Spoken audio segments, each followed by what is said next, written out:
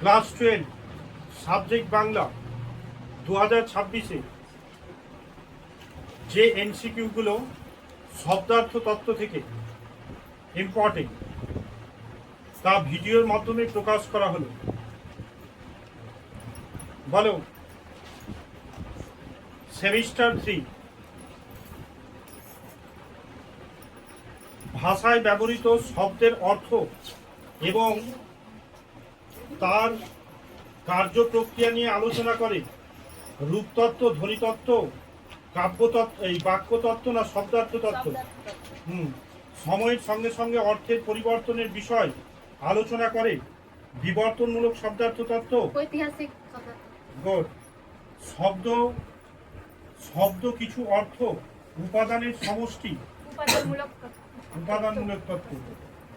বাক্যের অর্থ নিয়ে আলোচনার অন্যতম উপায় উপাদানমূলক তত্ত্ব, সত্যাপেক্ষ তত্ত্ব, সত্য সাপেক্ষ তত্ত্ব।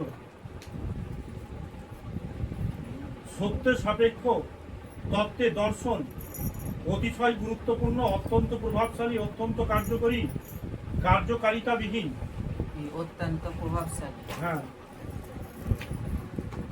প্রসঙ্গের বাইরে ভাষার কোনো অংশের কোনো অর্থ নেই, এ কথা বলা হয়েছে শব্দার্থ উপাদান তত্ত্বে, সত্য সাপেক্ষ তত্ত্বে, অর্থ পরিবর্তন তত্ত্বে, বিষয়মূলক তত্ত্বে। প্রসঙ্গের ধারণা অপেক্ষাকৃতভাবে মুক্ত, অমূর্ত, বিমূর্ত। এখন যেটা ধরছি ওটা খুব ইম্পর্টেন্ট। শব্দের অর্থের অভিন্নতা বোঝাতে ব্যবহৃত হয় সমার্থকতা। ভেরি ভেরি ইম্পর্টেন্ট আসতে পারে এটা। সমার্থক ভিত্তিতে শব্দ সন্নিবেশিত থাকে থিসরাসে, অভিধানে, সহায়ক গ্রন্থে, প্রয়োগ তত্ত্বে। ইম্পর্টেন্ট প্রশ্ন এটা। ব্যাপকতা অর্থে এবং অর্থ অন্তর্ভুক্তিতে যার মধ্যে একাধিক শব্দ অন্তর্ভুক্ত করা হয় তাকে বলে উপমান, অধিনাম, অভিনাম না সমনাম? অধিনাম। থিসরাস শব্দের উৎপত্তিগত অর্থ কি? শব্দ ভাণ্ডার, রত্নাগার, শব্দকোষ, শব্দ বিধান। শব্দকোষ হবে না, রত্নাগার। এটা আসার মতো প্রশ্ন। থিসরাস শব্দের উৎপত্তিগত অর্থ হচ্ছে রত্নাগার। ভেরি ভেরি ইম্পর্টেন্ট প্রশ্ন। প্রাচীন ভারতের অমর কোষ থিসরাসি লিখিত ভাষা, বৈদিক, প্রাকৃত, সংস্কৃত। পিটার মার্ক রজেট তার থিসরাস অভিধান রচনা করেন 1805-এ। রজেটের থিসরাস প্রকাশিত হয় 1852 খ্রিস্টাব্দে। প্রথম আধুনিক থিসরাসটি হল অমরকোষ, বঙ্গীয় শব্দকোষ। রজেটের থিসরাস চলন্তিকা না, রজেটের থিসরাস। থিসরাসের বৈশিষ্ট্য অনুযায়ী অ্যাপেল, অরেঞ্জ, ব্যানানা শব্দগুলি পাওয়া যাবে ফ্লাওয়ার গুচ্ছে, বার্ড গুচ্ছে, ট্রি গুচ্ছে, ফ্রুট গুচ্ছে। সময়ের সঙ্গে পূর্বতন অর্থের সঙ্গে নতুন অর্থ যুক্ত হয়। এটা শব্দের প্রসার, শব্দের সংকোচন, শব্দের উৎকর্ষ। ভেরি ভেরি ইম্পর্টেন্ট এটা। ধন্য শব্দের আদি অর্থ ধন, সম্পদ, ধান থেকে উৎপন্ন, বিত্তশালী। ইম্পর্টেন্ট। কলম শব্দের বর্তমান অর্থ লেখনী, কিন্তু আদি অর্থ লেখ্য, লিখন, স্বর, কাঠ। গবেষণা শব্দের আদি অর্থ তথ্য অনুসন্ধান, গরু খোঁজা।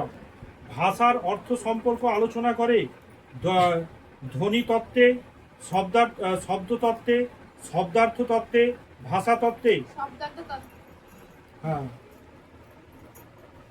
রূপান্তরমূলক, সৃজনমূলক অভিধান বিজ্ঞান প্রবর্তন করেন Noam Chomsky. Very very important. কালের পরিবর্তনের সঙ্গে বদল ঘটে বানানের, বাক্যের, পদক্রমের, শব্দার্থে। ব্যবসায় ব্যর্থ হওয়াকে বলে গণেশ উল্টানো। এটি শব্দের আলংকারিক অর্থ। আলংকারিক অর্থ ইম্পর্টেন্ট। আধুনিক কালে যার থিসরাস পৃথিবী বিখ্যাত তিনি হলেন Bloomfield, Chomsky, Saussure, Peter Mark Roget. Mark Roget. Greek শব্দ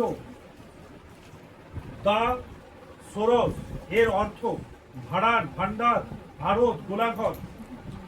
ভান্ডার। হ্যাঁ। ধর্মপুত্র যুধিষ্ঠির শব্দটি ব্যবহৃত হয় অর্থের সমার্থকতা বোঝাতে, অর্থের বিপরীতার্থকতা বোঝাতে, অর্থের ব্যাপকতা বোঝাতে, অর্থের নম্রতা প্রকাশ করতে। অর্থের ব্যাপক অর্থ বোঝাতে। হ্যাঁ ব্যাপক অর্থ বোঝাতে। না।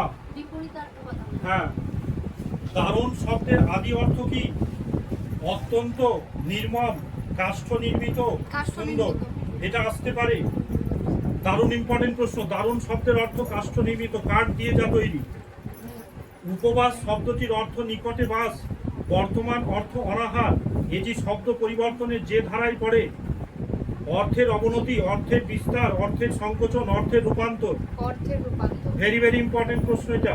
শব্দার্থে প্রথম ভাগটির নাম হলো নিদর্শন, খণ্ডিত অর্থ, সাধারণ অর্থ, বঞ্চনা অর্থ। না না, সাধারণ অর্থ।